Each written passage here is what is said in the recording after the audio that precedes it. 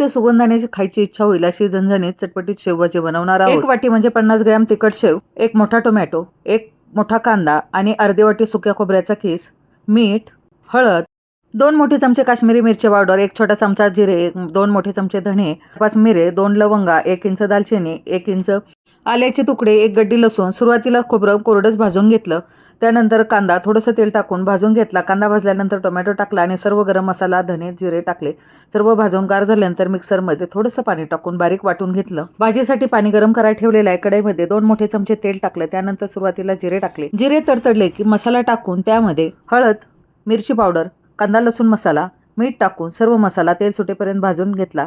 मसाला भाजतोय तोपर्यंत अर्धी वाटी शेव मिक्सरवरती कोरडीच भाजून घेतली आणि मसाल्यामध्ये मिक्स केली. मसाला छान भाजल्यानंतर गरम पाणी टाकलं.